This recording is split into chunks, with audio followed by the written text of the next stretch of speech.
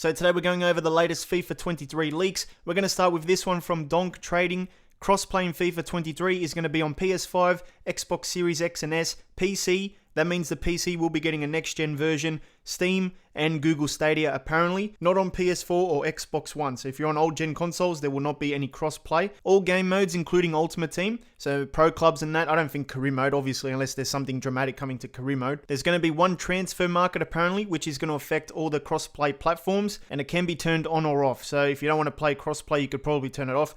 I don't know if that would affect the one transfer market. It probably wouldn't. Let me know what you think of that. I don't know if it's going to be like true, but we'll see what happens when the time comes. It looks like commentary this year will be including a lot of 2022 FIFA World Cup content. On Twitter, there was an account called Vincent Nan, and they posted a tweet saying that FIFA 23 commentary recordings contain a lot of World Cup 2022 related content with a video clip of a Chinese commentator recording lines. And we've seen this guy before in previous FIFA games as well. But I don't really understand the clip because it's in Chinese. There's no real point playing the clip on this video because maybe a lot of you guys wouldn't understand. But according to Vincent, the commentator is talking about the World Cup, which makes sense because we're expecting a World Cup DLC this year anyway. So maybe they're preparing new lines based on the World Cup. Of course, it's not just going to be the Chinese commentary, but also the other commentaries that are going to be featuring new World Cup based words and lines and all that kind of stuff as well. Whenever there's breaking news, I'll be covering it on the channel, so make sure you're subscribed. So it looks like EA has done some new scans of the Chelsea players. There's a YouTube video on their channel called I Just Knew You Would Do That, Best of Inside Cobham 2021-22.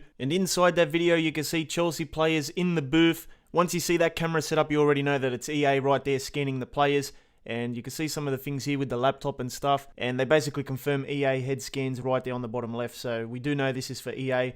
They do the body types as well, I think, maybe.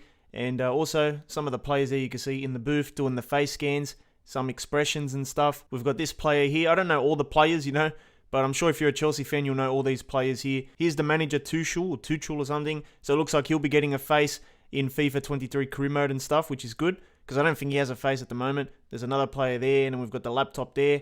And that's basically it, I think. EA is preparing to reveal a lot of their games, including FIFA 23 this week. They've already tweeted out that they have some surprises that you don't want to miss out on. Stay tuned, and they're probably referring to June the 9th, which is the Summer Game Fest, which is basically like a game showcase, and they're going to feature all the latest reveals and stuff like that. It's going to be on at 11 AM PT and 2 PM ET. You might have to convert that to your local zone. While it's possible that EA might tease something earlier, these are some things to expect for June the 9th. You'll probably get like a trailer, there'll be some screenshots, you'll get a website for FIFA 23 of course. The release date might be confirmed too, and then we've also got the latest gameplay features that they're looking to reveal as well, crossplay and dual entitlement information, maybe the system requirements for PC as well if it's going to be getting a next gen version, which is the rumor.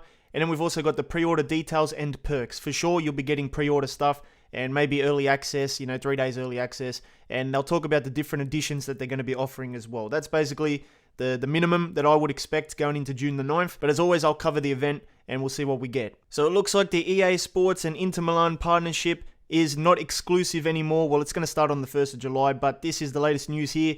As of the 1st of July, our exclusive marketing partnership with Inter Milan will come to an end. I think this happened to AC Milan a few months ago. Our in-game licensing agreement with Inter still remains and your gameplay experience will not change. Inter's crest, identity, stadium and player names and likeness will remain and will be featured within EA's FIFA and EA Sports FC as well. So next year, we'll get the Inter license still. Playable in all the same ways as before. So it doesn't really affect FIFA 23 or EA Sports FC too much because even though it's not exclusive, they're still going to be licensed in the game. It says you can still play as Inter in FIFA. It's not going to affect the previous versions of FIFA as well, which it shouldn't anyway.